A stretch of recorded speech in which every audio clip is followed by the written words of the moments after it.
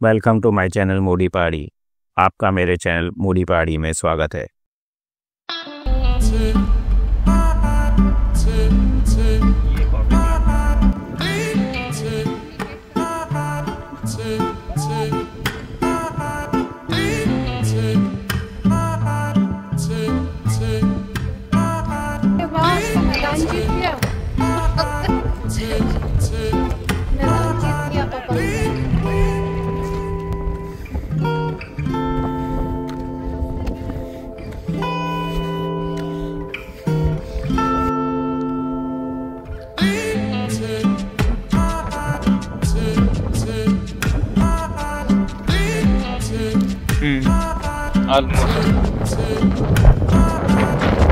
Cloud.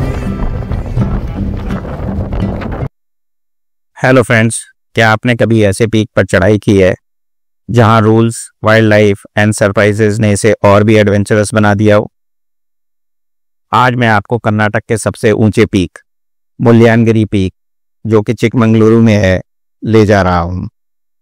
Chikmagaluru drive करते समय रास्ते में आपको काफ़ी सारी विंड मिल्स दिखाई देती हैं, जो ड्राइव को और भी बेहद खूबसूरत और रिफ्रेशिंग बना देती हैं।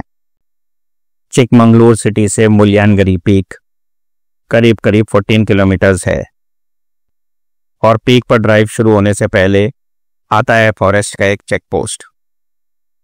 क्योंकि यह पीक एक प्लास्टिक फ्री जोन है, तो यहाँ से आगे आप प्लास्टिक की बोतलें नहीं ले जा सकते। आपको उन्हें या तो यहाँ फेंकना होगा या फिर उन्हें चेक पोस्ट पर ही रखना होगा।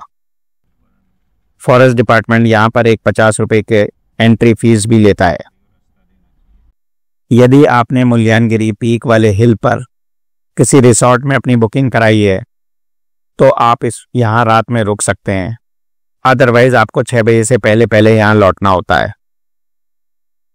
लोकल्स ने हमें बताया कि क्योंकि ये एरिया मुथोडी नेशनल पार्क से काफ़ी करीब है, तो कभी कभी रात में टाइगर और हाथी भी दिखाई दे सकते हैं।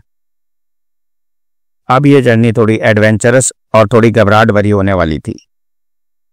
आपकी कार एक लास्ट पॉइंट तक जा सकती है, जहां पर एक पुराना शिव मंदिर भी है। यहां से फिर असली मुल्यानगिरी पीक की चढ़ाई शुरू होती है। इसके लिए आपके पास 2 विकल्प हैं। पहला, या तो पूरा रास्ता आप पैदल पार करें या फिर लोकल कैब ले लें। कैब सिस्टम भी अनोखा है। अगर आप 10 लोगों का समूह इकट्ठा कर लें तो सिर्फ 30 रुपये प्रति व्यक्ति, नहीं तो आप पूरी कैब 300 रुपये में हायर कर सकते हैं। वापसी के लिए भी यही नियम लागू होता है। इसके बाद एक और सरप्राइज, कैब आपको पूरी दूरी तक नहीं ले जाती है।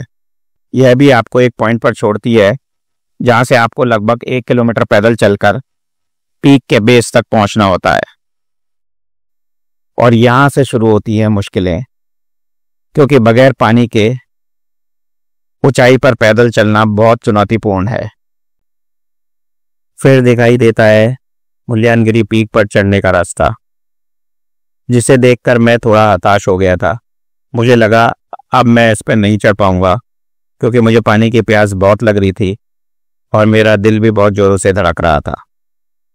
लेकिन पीक के बेस पर पहुंचकर फिर मिला एक और बड़ा सरप्राइज। वहां छोटी छोटी दुकानें बनी हुई थी जो पानी, कोल्ड ड्रिंक्स और स्नैक्स बेच रही थी। इस पीक पर लाना अलाउड नहीं है, लेकिन यहाँ खुलेआम उपलब्ध थी। मैंने तुरंत पानी की बोतल ली और ये जीवनदायिनी महसूस हुआ। यहाँ से आखिरी हिस्सा शुरू होता है, एक तेज चढ़ाई वाला कच्चा रास्ता जिसमें सीढ़ियां भी हैं। यह छोटा है लेकिन चुनौतीपूर्ण। सच कहूं तो इस समय मैं लगभग हार मानने वाला था, लेकिन ज्यों-ज्यों मैं आगे बढ़ता रहा, अद्भुत सा महसूस होता रहा। लेकिन अगर आप खुद को धकेलते हैं तो ऊपर का नज़ारा अल्टीमेट है। मुल्यानगिरी पीक पर खड़े होकर ठंडी हवा, बहते बादल, हिल्स का नज़ारा, हर कदम की मेहनत का यह फल है। मेरे परिवार में मैं आखिरी चढ़ने वाला था, लेकिन अगर मैं नहीं चढ़ता तो बहुत पछताता। ऊपर हमने एक नंदी का मंदिर भी देखा और एक पुराना शिव मंदिर भी। बादल बह रहे थे हवा बहुत तीव्र गति से बह रही थी और लगभग 2000 मीटर की ऊंचाई पर ऐसा लग रहा था कि हम स्वर्ग में हैं। हमने पीक पर मेडिटेशन और योग भी किया। सारे लोगों में केवल हम ही प्रकृति के साथ जुड़ने की कोशिश कर रहे थे। यह बेहद शांति और ताजगी देने वाला अनुभव था।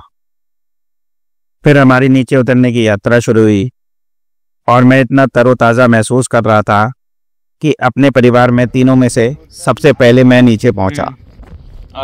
बेस पर पहुंचकर हमने स्नैक्स खाए और फिर पूरा रास्ता पैदल ही वापसी किया।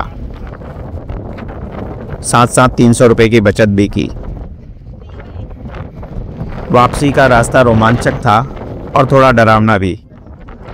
कुछ जगहों पर घना जंगल भी था और कोई अन्य व्यक्ति भी नहीं था और जंगली जानवरों का डर भी सता रहा था। तभी अचानक हमने एक बड़ा सांभर देखा जो कि बहुत ही रोमांचक पल था।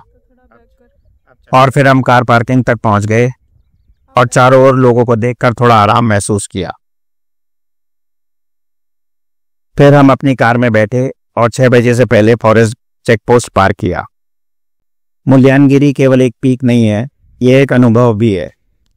फॉरेस्ट के नियम, वन्य जीवियों की कहानियाँ, अनोखी कैब यात्रा, ट्रैकिंग की चुनौतियाँ और यहाँ की आश्चर्यजनक दुकानें और सबसे अंत में कर्नाटक के सबसे ऊंचे पीक को छूने का रोमांच। अगर आपको ये यात्रा पसंद आई हो तो कृपया लाइक, शेयर और सब्सक्राइब करना ना भूलें। याद रखें, एक पीक की असली खूबसूरती केवल उसके शिखर में नहीं है, बल्कि हर उस पल में है जो आप यात्रा के दौरान अनुभव करते हैं।